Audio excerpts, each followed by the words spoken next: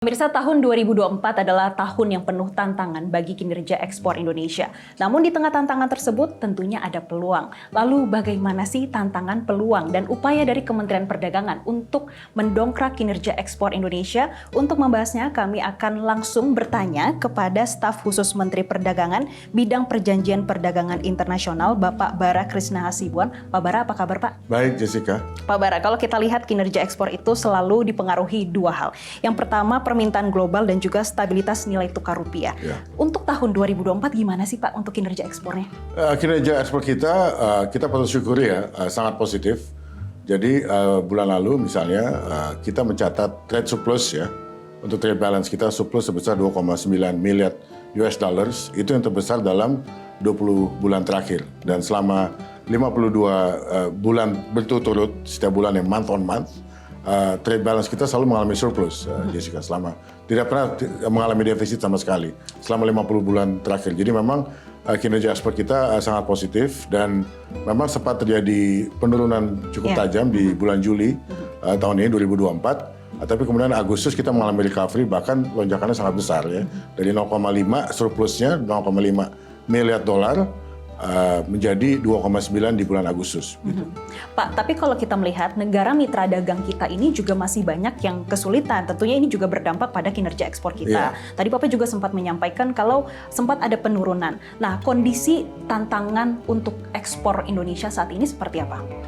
Karena sekarang ini kan situasi ekonomi global sebetulnya bersifat uncertain ya. Banyak uncertainty, juga ada ketegangan misalnya antara negara yang ekonomi kuat antara Amerika dengan Tiongkok ya, ada semacam ketegangan dagang di situ, perang dagang bahkan bisa dikatakan. Jadi di sini memang itu merupakan tantangan bagi kita. Tapi tentu saja kita di Kementerian Perdagangan terus bekerja keras ya untuk bisa menjawab tantangan tersebut, dan kita juga mencari pasar-pasar baru yang dinamakan dengan non-traditional markets ya. Kalau pasar-pasar tradisional itu kita kenal misalnya Amerika Serikat ya, Eropa Barat ya, Australia, South Korea, Jepang, tapi kita sekarang memperlebar ke Timur Tengah, ke Middle East, ke Asia Tengah, ke Eropa Timur, bahkan juga ke Afrika yang penduduknya banyak, dan sekarang ekonomi mereka juga tumbuh, dan itu adalah potensi market yang luar biasa bagi kita. Oke, itu artinya ada pasar baru yang sedang dijajaki oleh Betul, yang Indonesia. dinamakan dengan non-traditional markets ya, pasar-pasar non-traditional. Gitu. Pak, dari pasar-pasar baru yang dijajaki, bagaimana dengan sektor-sektor dan juga komoditas di Indonesia? Peluangnya seperti apa sih Pak? Selama ini kalau misalnya ada surplus dengan satu negara, itu biasanya negara tersebut misalnya membeli CPO dengan batu bara, dua komoditas andalan. Tapi sekarang ini kita lihat sudah ada pergerakan ke produk-produk manufactured, jadi itu sangat kita banggakan ya. Kemudian juga industri sepatu kita juga tumbuh besar, kita mengekspor banyak ke Eropa dan juga ke Amerika. Jadi juga besi baja hasil turunan dari produksi nikel kita kan ya. Jadi ini diversifikasi dari produk-produk unggulan kita juga kita lakukan. Kita di Kementerian Perdagangan bekerja sama terus dengan Kementerian Perindustrian dan kementerian lainnya untuk memperluas basis dari produksi kita. Ya. Oke, jadi selain menjajaki pasar baru, ini juga banyak barang-barang manufaktur yang akan menjadi peluang baru bagi ekspor Indonesia. Betul. Nah Pak, untuk tahun 2024 sendiri, karena ini banyak sekali tantangannya, baik dari mitra dagang, kemudian tadi nilai tukar rupiah kita juga masih bisa dikatakan sekarang sudah stabil ya Pak. Sebelumnya kan sempat tidak stabil begitu. Bagaimana dengan target ekspor sepanjang tahun 2024? Targetnya ini akan kita terus tingkatkan ya. Jadi kita harapkan dengan situasi rupiah yang stabil ya. Dan juga kita tahu kita terus memperluas orientasi market kita, pasar kita, sehingga kita cukup yakin ya, dan sangat yakin bahwa trade surplus ini, surplus perdagangan ini bisa kita terus pertahankan, bahkan bisa kita tingkatkan. Karena sekarang itu juga tahu, Jessica, kita sedang dalam tahap akhir penyelesaian negosiasi Comprehensive Economic Partnership Agreement dengan Uni Eropa, dengan European Union. Kita harapkan bulan ini atau bulan depan itu selesai, dan kalau itu selesai, itu akan membuka pasar Eropa bagi produk-produk andalan kita, gitu ya. Dan kita juga sedang bernegosiasi dengan negara-negara Arab yang tergabung dalam The Gulf Cooperation Council yang dipimpin oleh Saudi Arabia. Jadi kita aktif sekali. Jadi perjanjian-perjanjian internasional itu, perjanjian dagang, apakah itu Free Trade Agreement maupun Comprehensive Economic Partnership Agreement yang selalu dikemukakan oleh Menteri Perdagangan kami, Pak Zulkifli Hasan, merupakan tollway, ya, tollway agar barang-barang kita bisa kirim ke luar negeri secara lancar, gitu ya, tanpa ada hambatan. tanpa ada tarif. Ya kalau toh ada tarif, tarifnya itu rendah gitu. Oke, Pak, dalam pembahasan perjanjian dengan beberapa negara tadi itu untuk sisi perdagangan, sebetulnya apa sih tantangannya, Pak? Yang membuat mungkin ada yang lama, kemudian ada yang lebih cepat. Ya kalau negosiasi itu kan take and give ya. Mereka juga menuntut banyak hal, kita menuntut. Ada hal-hal yang mereka tuntut supaya pasar kita bisa lebih terbuka. Tapi juga pada saat bersamaan kita juga harus melihat kepentingan nasional kita kan. Kita harus memproteksi industri dalam negeri kita. Kita juga tidak mau bahwa pasar kita begitu sangat terbuka sehingga dibanjiri oleh barang-barang import ya, sehingga memukul industri lokal kita gitu kan. Sekarang kita juga terjadi masalah. Kita lihat selama ini kita banyak menerima keluhan dari industri tekstil, industri baju ya, atas banyaknya barang-barang import yang masuk sehingga membuat barang-barang lokal kita tidak bisa berkompetisi. Jadi memang itu tantangannya, bahwa kita tahu bahwa perjanjian perdagangan itu akan membuka pasar kita, tapi juga pada bersamaan kita juga tahu kita juga harus memproteksi industri dalam negeri kita. Itu juga salah satu komitmen utama dari Kementerian Perdagangan, bahwa kita ikut membantu bukan hanya mempromosikan produk-produk Indonesia di luar negeri, tapi juga bagaimana kita dengan kebijakan, dengan otoritas yang kita miliki di Kementerian Perdagangan, kita juga bisa mempromosikan industri dalam negeri agar bisa berkembang. Pak, dengan nantinya perdagangan dan juga perjanjian perdagangan ini akan selesai semuanya. Bagaimana sih nanti dampaknya terhadap kinerja ekspor Indonesia? Ya, kita harapkan akan tumbuh terus ya. Jadi misalnya gini, banyak yang tidak tahu, Indonesia itu adalah produser sepatu Nike. Nike terbesar kedua di dunia, kedua setelah Vietnam. Kenapa Vietnam itu produser terbesar? Karena mereka sudah lama memiliki SEPA dengan Eropa, dengan Uni Eropa. Sehingga sepatu-sepatu Nike yang diproduksi di Vietnam dan dikirim ke European Union itu tarifnya sangat rendah. Bahkan nanti sekarang itu kalau nggak salah rata-rata hanya sekitar 3%. Sedangkan sepatu Nike yang kita kirim ke European Union sekarang tuh rata-rata tarifnya antara 7 sampai 11%. Jadi tinggi sekali. Jadi memang sepatu Nike kita tidak bisa berkompetisi. Nah kalau SIPA ini sudah selesai ya, nanti kan kita harapkan nanti juga tarif untuk produk sepatu kita yang dikirim ke Uni Eropa itu bisa rendah sekali, bahkan lama menjadi nol, sehingga kita bisa menjadi untuk satu sepatu produk saja ya, satu brand saja, Nike kita bisa menjadi produser Nike terbesar di dunia. Gitu. Oke, untuk satu brand saja sudah memberikan dampak positif bagi kinerja ekspor kita di domestik ya Pak. Nanti saya juga ingin bertanya Pak terkait dengan Trade Expo Indonesia, karena ini juga membuka peluang bagi masyarakat Indonesia yang ingin melakukan ekspor ke luar negeri dan juga menjadi kinerja ekspor yang bisa lebih positif lagi ke depannya. Tapi kita akan jeda dulu pemirsa, tetaplah bersama kami di Prime Time News. Pemirsa, Anda kembali menyaksikan Prime Time News dan kami akan melanjutkan dialog terkait dengan Trade Expo Indonesia di tahun 2024 bersama staf khusus Menteri Perdagangan bidang perjanjian perdagangan internasional Bapak Bara Krishna Hasibuan. Pak Bara, kita akan kembali berdialog terkait dengan Trade Expo.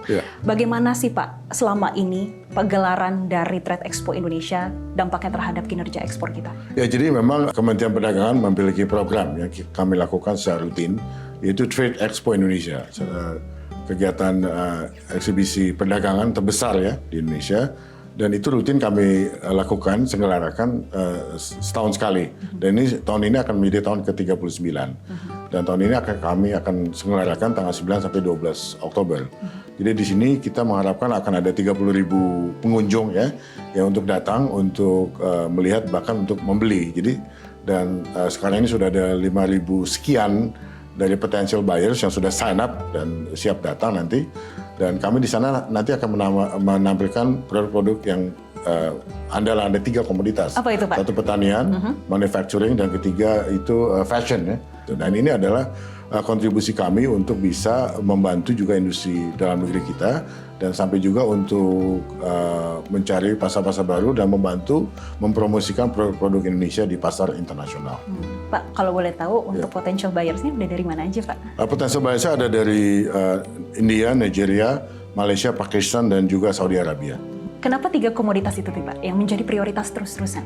Ya karena itu adalah komoditas andalan Indonesia, dan kita juga sekarang di sini melihat adanya satu potensi baru di industri fashion yang ingin kami bantu untuk promosikan. Makanya di sini nanti kami tampilkan, karena kita tahu bahwa ini juga industri yang sangat berkembang di Indonesia. Ya. Kalau untuk targetnya di TEI tahun 2024 ini seperti apa Pak? Jadi kita nanti targetkan total transaksi sebesar 15 miliar US dollars. Kita harapkan itu bisa lebih, karena tahun lalu itu ternyata total transaksi itu 30 miliar US dollars. Tahun lalu kita, karena waktu itu masih dalam proses pemulihan setelah COVID ya, selama COVID itu kita tetap melakukan TEI, tapi secara online. Nah, tahun lalu kita mengkombinasikan offline dengan online, ya, karena itu masih dalam proses recovery dari COVID. Total transaction bisa diraih di TEI tersebut adalah 30 billion US dollars, 30 miliar US dollars.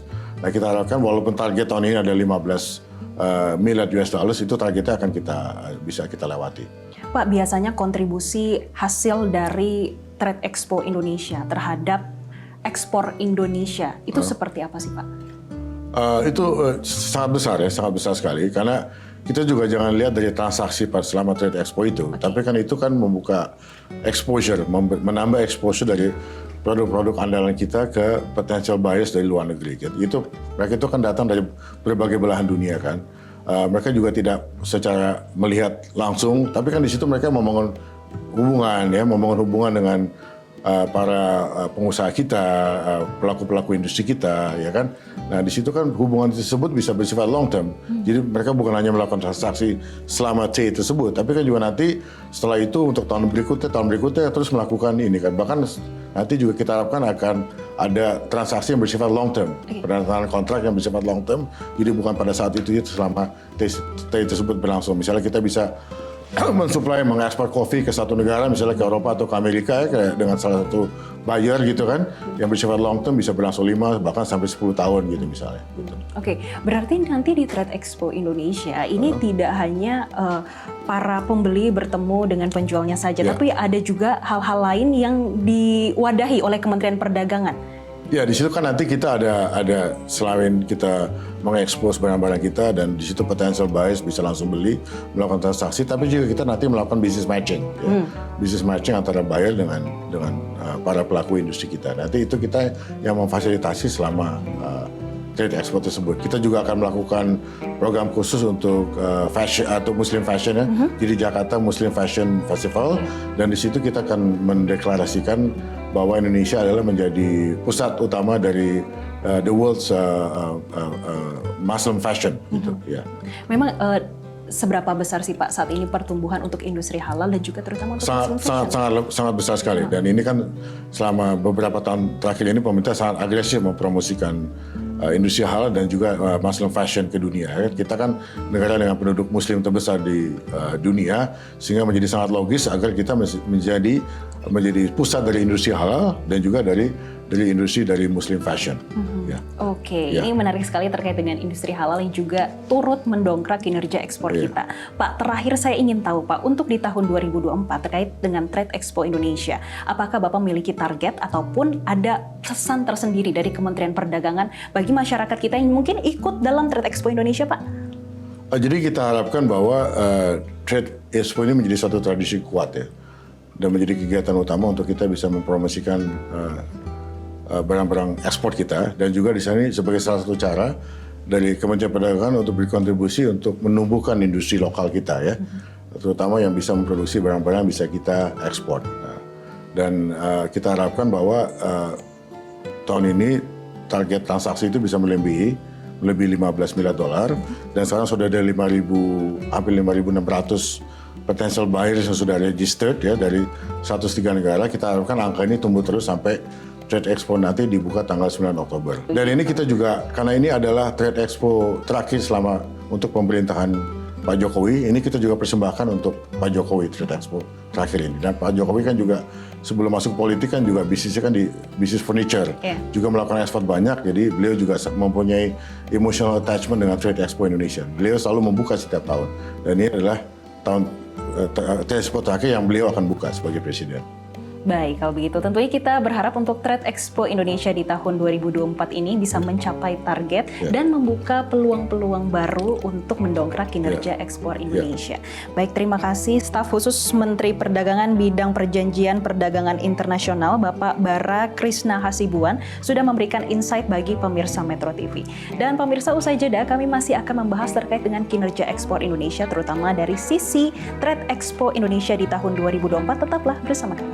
pemirsa, Anda kembali menyaksikan Prime Time News. Kalau di segmen sebelumnya kita sudah membicarakan bagaimana kontribusi Trade Expo Indonesia terhadap ekspor domestik. Saat ini kami akan membicarakan bagaimana sih peran perbankan dalam Trade Expo Indonesia, terutama untuk tahun 2024 ini.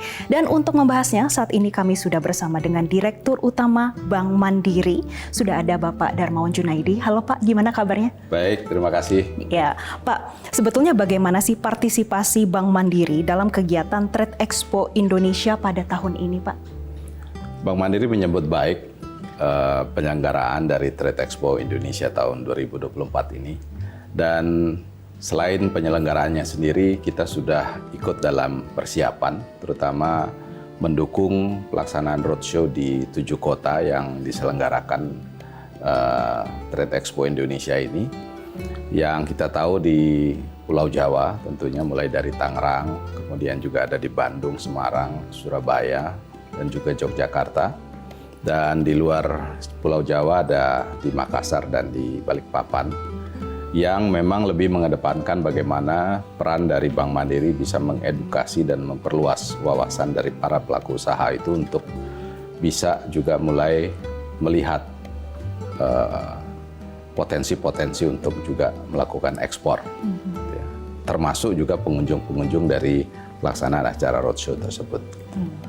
Dan juga di dalam pelaksanaan Trade Expo Indonesia 2024, bagaimana juga sebelum-sebelumnya juga kita menyiapkan area khusus untuk para pelaku-pelaku usaha tersebut juga bisa melihat bagaimana Mandiri mengembangkan produk-produk layanan perbankan dengan solusi digital yang bisa dimanfaatkan oleh para pelaku usaha tersebut dalam menjangkau pasarnya melalui super platform Kopra dan juga super apps Livin by Mandiri. Nah Pak, bagaimana Bank Mandiri ini bisa memanfaatkan gelaran Trade Expo Indonesia di tahun 2024 ini?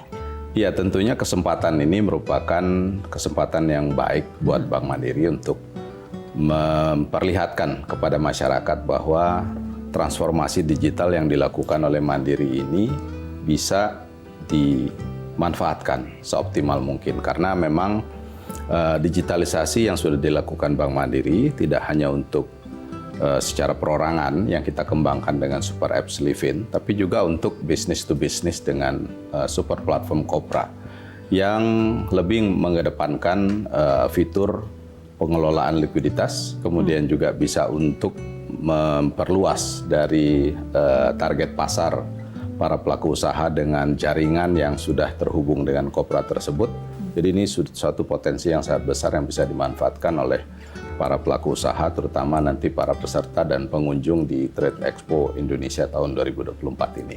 Oke, berbagai sisi didukung ya. Kalau dari sisi jasa perbankan, Pak, apakah Bank Mandiri ini sudah siap dan sigap melayani kebutuhan para pelaku usaha untuk terus mengembangkan ekspor ke depannya, Pak?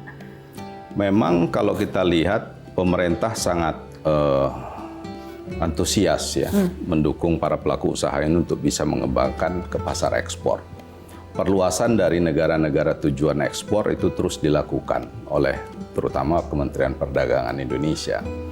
Yang menjadi persoalan sekarang adalah ragam produk yang bisa diterima di pasar ekspor tersebut. Nah, ini yang mungkin peran Bank Mandiri sendiri, terus kita melakukan pembinaan kepada para pelaku usaha terutama UMKM untuk bisa juga memiliki produk-produk yang bisa diterima di pasar ekspor. Dan tentunya kita mengedepankan bagaimana experience sebetulnya. Dengan adanya digitalisasi, para pelaku usaha ini bisa menjangkau pasarnya lebih cepat, lebih mudah, dan tentunya lebih aman. Karena ini semuanya terhubung secara teknologi. Dan tentunya secara pengelolaan keuangan, kita ingin juga para pelaku usaha kita ini juga cukup efektif mengelola keuangannya dengan platform digital yang sudah kita siapkan. Saya kira untuk para pelaku usaha apabila dia sudah melakukan ekspor ke luar negeri, dan tentunya ini akan memperbesar pendapatan devisa dari negara kita. Oke, Pak, ini ngomong-ngomong terkait dengan target. Kalau Kementerian Perdagangan memiliki target untuk transaksi TEI di tahun ini mencapai 15 miliar dolar Amerika Serikat. Kalau target dan harapan dari Bank Mandiri atas pelaksanaan dari Trade Expo Indonesia di tahun ini apa, Pak? Ya, kita mengharapkan banyak para pelaku usaha baru yang memang sudah bisa memasuki pasar internasional. Sejalan dengan komitmen Kementerian Perdagangan Republik Indonesia untuk terus mendorong pertumbuhan ekonomi nasional melalui perdagangan internasional, ya ini pasti kita akan terus dukung upaya-upaya seperti Trade Expo Indonesia 2024 ini ke depan, yang pasti akan banyak sekali memberikan nilai positif bagi seluruh pemangku kepentingan, dan juga kita ingin pertumbuhan dari perdagangan internasional Indonesia semakin maju. Baik, luar biasa sekali. Terima kasih Bapak Darmawan Junaidi selaku Direktur Utama dari Bank Mandiri. Sama-sama. Sudah Terima memberikan insight-nya bagi pemirsa Metro TV. Dan demikian wawancara kami pemirsa terkait dengan Trade Expo Indonesia di tahun 2024. Tetaplah bersama kami di Metro TV. Jelajahi cara baru mendapatkan informasi. Download Metro TV Extend sekarang.